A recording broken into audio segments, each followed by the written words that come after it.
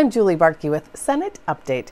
Investing $373 million in additional funding directed towards the state's youngest learners. That's a key component in the governor's two-year budget plan, which was announced on Tuesday.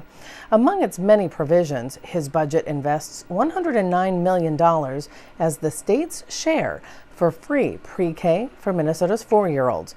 It increases the per-pupil funding formula to almost $6,000 by the year 2017 and would invest nearly $100 million to expand the Child and Dependent Care Credit. The presentation of his budget lasted more than an hour. Here are some key portions from that announcement. Let me just put into brief context this fairly elaborate presentation. It's taken a lot of work to distill it down to what is hopefully understandable given all the complexities inherent in a budget of over $40 billion. And it's important to look at today's focus on the additional expenditures dealing with the $1,037 million surplus in the context of the last official budget forecast that was issued last November, which projected that surplus, but all those numbers and the increases that are reflected in them are not shown up in the recommendations that we're highlighting here today. I also would note that it does not include either the reserve fund or the cash flow account, which together total $1.344 billion, which is an increase of $343 million from the previous biennium due to the legislative actions last year.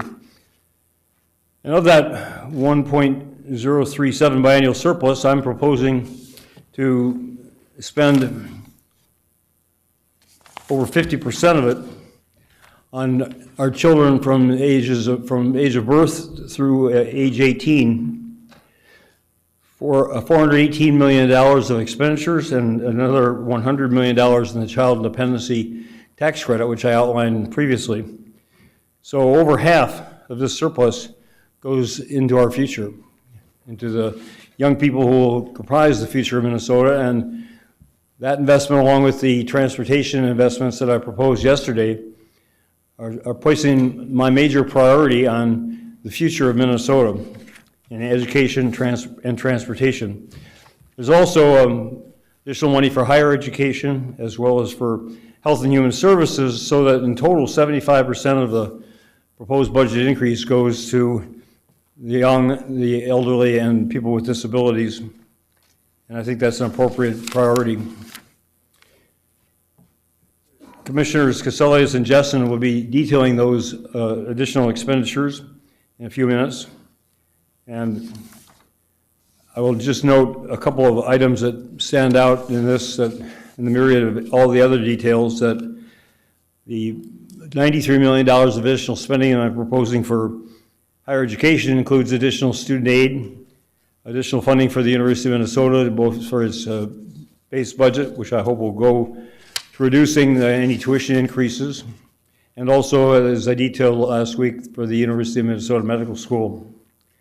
My budget withholds new investments for MnSCU until the current dispute between the faculty and management is resolved. I've communicated that to the various parties and have received assurances that they're expect to make considerable progress before the supplemental budget after the next forecast, the end of February.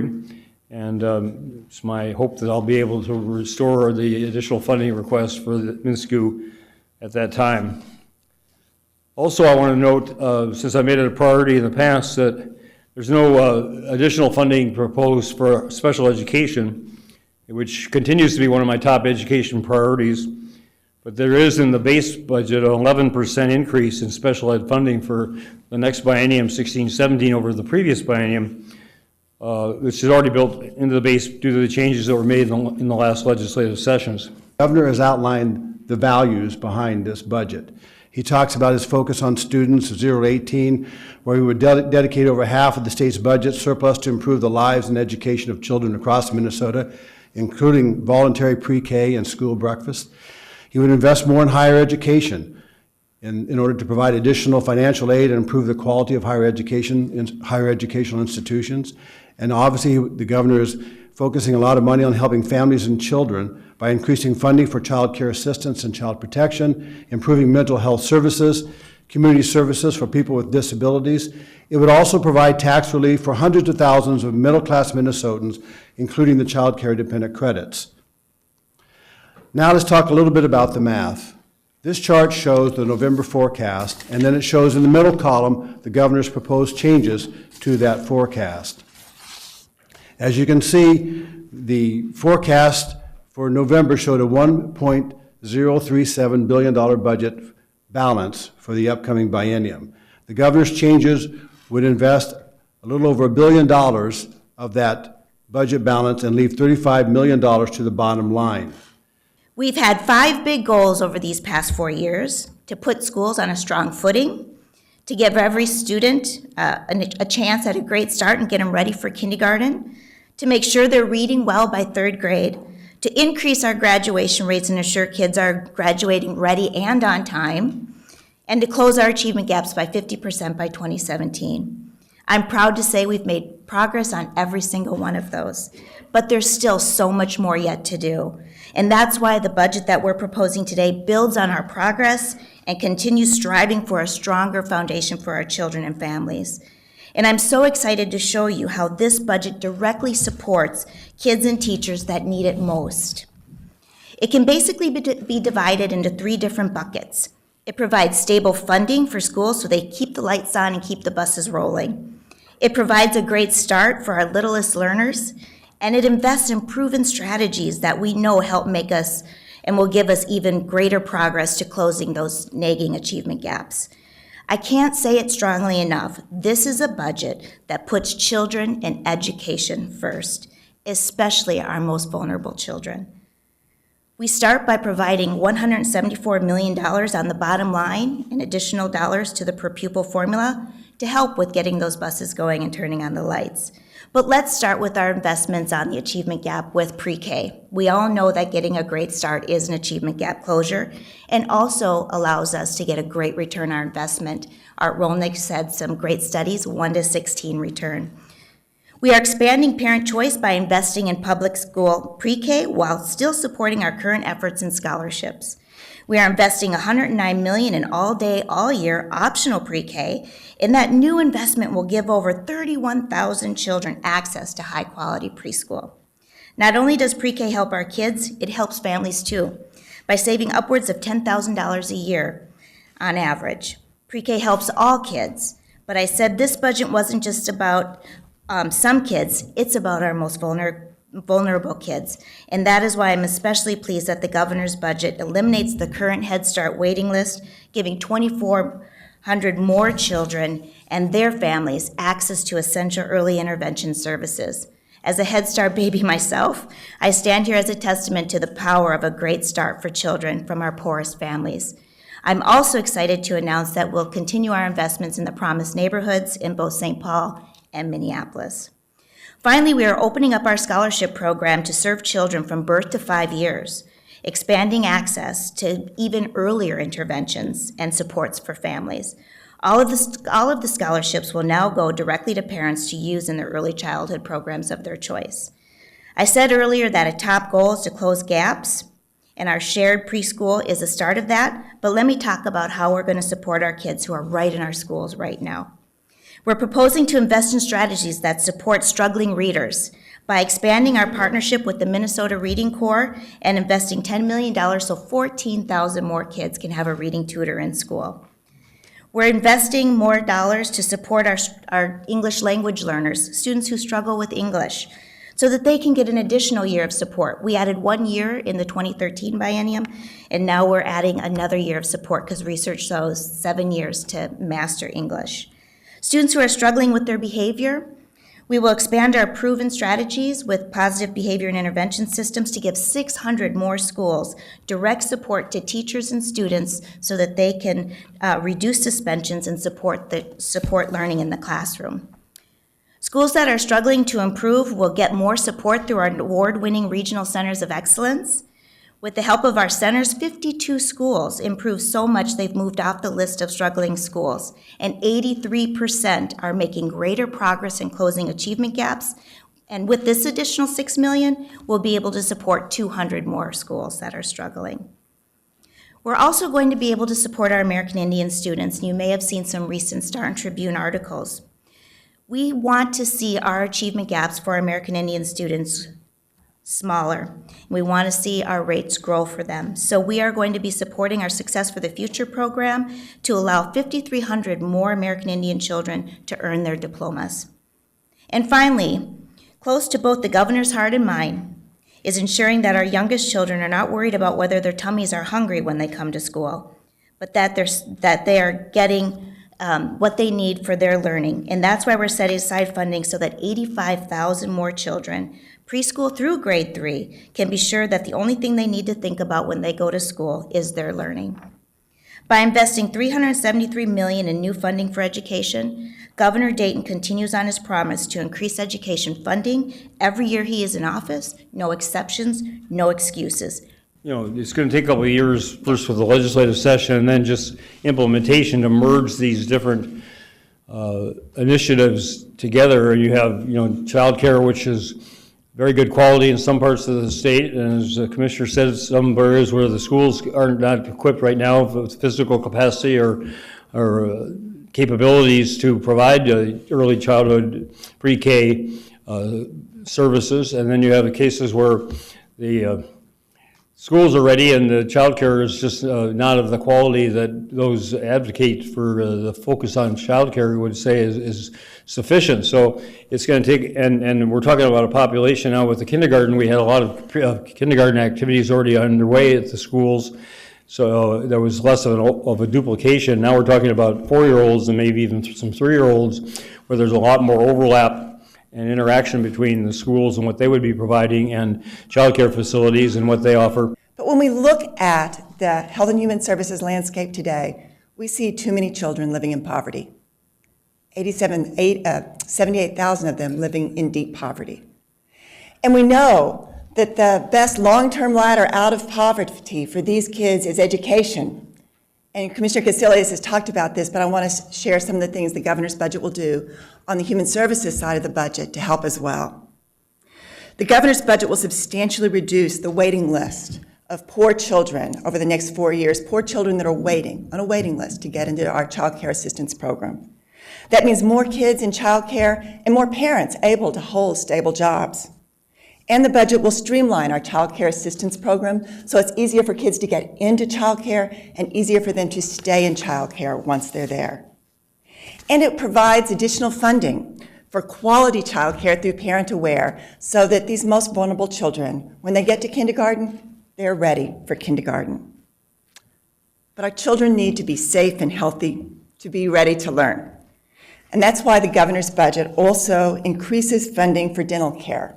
Now, our public programs provides quality care for kids in so many ways, but we have a real gap when it comes to dental care. Only 30% of our kids on these programs get the preventive dental care they need. And that's why the governor's budget invests in dental care.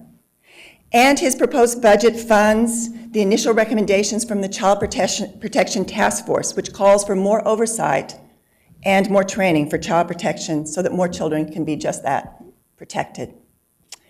And for those most at-risk families with small children under 5, the budget provides for help at home through stepped-up home visiting through the Department of Health. Now, when it comes to the mental health, the governor's budget provides not just additional help for children, but for adults as well. If you think about it, 1 in 4 of us will suffer from some type of mental illness during our lifetime. And we know that today, our mental health system, if you look at the closures, look at some of the stories of people waiting to get into care, our mental health system is fragile. So the governor's budget really takes a holistic, comprehensive look at our mental health system today and makes investments to increase prevention and early intervention, especially for our children and youth, and provides more access to treatment so people aren't having to wait in line for care, and more significantly more community supports for those in recovery. I think most of us that understand our mental health system know that this fragility is particularly true in greater Minnesota. But it's not just our mental health system that needs additional help in greater Minnesota. And the governor's budget, to address some of this, provides additional funding for the critical access hospitals that provide important care in our rural areas of the state. And it also provides additional funding for public health services in greater Minnesota. You know, whether it's a new challenge like Ebola or something that we know about like tuberculosis. Responding quickly to a crisis like that is particularly challenging for small public health departments, and this budget addresses that. And finally, the governor addresses the goals of choice and independence whenever possible for people with disabilities. And we know if you want to have choice and independence, housing is foundational. So to address this, the governor's budget increases housing assistance for people with serious mental illness, often people waiting in institutions, through an expanded Bridges program through our Minnesota Housing Department. And it fundamentally reforms our group residential housing program so that people with disabilities have individualized housing assistance available so that they can choose where they live and choose where they get services. One of the things that the governor mentioned before was his investment in higher education, and he's already talked about his willingness to increase investment there to the University of Minnesota for $33 million, and he's also investing another $25 more in the state grant program to help students be able to pay for college. And finally, as you know, he's investing $30 million at the University of Minnesota Medical School to help restore the medical school to national prominence and train the next generation of lawyers right here, doctors right here in Minnesota. Excuse me, the doctors. And two more final slides, and then we'll turn it back over to the governor. The next to last slide is about rail safety. As the governor mentioned, Minnesota has a really incredible number of grade crossings and miles of track in Minnesota, and he's proposing a property tax modernization and an assessment on railroads to help pay to make those crossings safer and to help Minnesota address the costs associated with the rail traffic in Minnesota. Senate and House DFL leaders say they support the governor's budget plan and its increased investment in education. Now, the Republicans say there are a few areas of agreement, but overall they are disappointed in what they say is a lack of reform or any new ideas. Now, while the DFL did not host any news conferences to discuss the issue, the GOP did. Here is a portion from that news conference. Well, we certainly thank the governor for putting out his budget, and I am relieved to see some areas that we think that we can find some common ground, like the investing in reading programs for our students, elementary students. Overall, frankly, I think it was a little bit uninspiring to see that Governor Dayton didn't have any major reforms in the budget. No big efforts to modernize our state services, and frankly, I think he's missing some opportunities there. Hopefully, we can work with him on those things over the course of the next couple of months or a few months. Also disappointed again in Governor Dayton's kind of fallback position of always going back to Minnesotans for more tax dollars. This budget really grows Minnesota government again. On top of the last 2 years of tax increases, one of the largest tax increases in state history, the largest spending increase in state history. This budget that the governor's proposing again grows spending in the state of Minnesota by about $1,250, almost $1,250 per man, woman, and child in the state of Minnesota. This is an unsustainable level. We've been kind of warning about this for the last couple of years, and obviously, we think that this is a bit excessive. A significant increase in spending. We had about a $34 billion budget when the governor took office. It's now going to be $42 billion, roughly, 23% growth over the last couple of budget cycles. A lot of tax increases we've talked about with transportation, but to me the remarkable thing was what was not in this budget. There is no reform in this budget at all. There's nothing about what we're going to do with MNsure, no recommendations, no acknowledgement that there is a problem here, that this is not working, that something needs to be done. There aren't enough enrollees to fund it. Governor, what is your plan for MNsure? How are you going to live up to the promise you made to the people of Minnesota to have a system that works? This doesn't work. Nothing in the budget. We talk about, and have for years, talked about the need to find a way to address the achievement gap. The fact that you have a large number of kids, especially in the Minneapolis-St. Paul schools, that are failing, not able to graduate from public school. And in the governor's press release, they talk about excellent education for every student. That's what his press release says. And I'll read you, he says, here's the evidence. He promised that he would increase funding for education every year. So I guess if you spend more money, by virtue of that, you have improved education. And I think people are tired of that. You've got a whole group of kids in school today that they're in middle school or early high school and who are not going to graduate because we don't have any way to make sure that system works for those kids. So there's nothing in this budget that gets at how do we deal with education. He talked about in his inauguration speech that he did not want to spend money doing the same thing over and over again, particularly in education. But that's exactly what this budget does. Spends more money doing the same things we've done for the last 15 or 20 years, and we have not seen any results so far, and somehow we're expected to believe that that's going to improve education, make it excellent for people of this state. It's just not true. No reform on taxation or how we do spending. We have a surplus that could be an opportunity for us to make a historic effort to structure our tax code in a significant way to encourage investment, to attract and retain seniors or military veterans. None of this is a part of his budget. So what are the problems that he's trying to solve with this budget? What are the solutions he's offering? And there isn't any. Minnesotans have dealt with uncertainty the last couple of years, and we heard that as we were on the campaign trail, and we continue to hear that.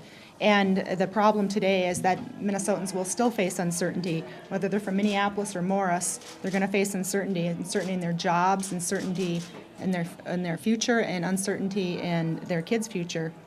And unfortunately, Governor Dayton had an opportunity to ease some of those fears, but he chose not to, because the budget he's putting forward today increased spending. I think if you it was $1,244 per every man, woman, and child, and if you do the math on that, that's $5,000 for a family of four, and all funds budget of more than $7 billion increase. Simply put, Minnesotans can't afford that. They can't afford to they can't afford to pay more for the Democrats' insatiable appetite to spend more. Long-term care has been a big priority for the House Republicans, and I think the Senate Republicans as well. We know that there are problems with the funding of our nursing homes. We know that Greater Minnesota really needs some solutions that are going to help them maintain the nursing homes in a way that really show their loved ones and our aging population that the respect that they deserve. So the governor does not put any new money into that, and that is a disappointment as well. Yes, there is money being spent in education, but what problem is it solving? We have real problems in education, achievement problems, and the funding is not directed to solve that problem at all. And I guess the claim that he's making is, I promise to spend more in education every year, and I'm doing it, and that is tagged under the headline, excellent education. And my question is, does spending more money year after year result in excellent education? We know kids who are failing are not able to get through the system, and are not being helped. And that has been going on for years, ever since I've been here at least. And why we wouldn't take this opportunity to try to figure out how to solve that problem rather than just saying, well, more money will do it. We've been trying the more money route for decades, and that problem persists. So there needs to be an opportunity, an effort on the part of the governor to say, we're going to fix this problem. We're going to make real headway on this. And there's nothing in the budget that gets at that. One thing he sort of put under that umbrella this morning was this child care tax credit. Where do you guys come down? Well, I guess generally we support the idea of child care tax credits. I think that there are some people that maybe are left out of that. If you're a married couple and you don't have your kids in child care, then I guess you don't get a tax credit for having kids. I don't know. I think there are things that we need to look at, but we're certainly in favor of trying to reduce taxes on people. We're in favor of that. Not only is this $1 billion surplus, going to be eaten up by inflation, but really 3/4 of it comes from spending being lower than projected. And I think we'll probably learn a lot at the next revenue forecast. This last revenue forecast was the first time in 5 years or 10 forecasts that they actually downgraded the revenues in the next biennium. So obviously we can take from this that Minnesota's economy has not responded well to the huge tax increases that the Democrats put in place over the last 2 years. We hope that that's not a trend. We hope that it was just a blip. We think that the lower gas prices will help Minnesota families by leaving some more money in their family budgets, and hopefully we'll see that in the way of increased spending and increased sales tax collections for the state, but that's what we'll be watching for. You're right. I mean, he is spending every penny of this. We are also a little disappointed in the lack of returning some of this money back to Minnesotans. The only real tax credit or tax refund for anybody is the child care tax credit, which really I'm not sure he's putting in the right place either. With a upper limit of $124,000 per year of income as the qualifier on the top end, I'm not sure that that's necessarily the folks that need that sort of a tax credit. And while we think that the tax credit is good, we think it probably will need some tweaking. So, but really, I think what Minnesotans want and need are more better-paying jobs in the state of Minnesota. And I don't see really anything in this budget that helps our economy grow and helps our private sector create more jobs. And really, I think that's what's going to help Minnesota families the most. And instead of putting more money into family budgets, which is what we think will help families, Governor Dayton is focusing here on taking more money out of family budgets.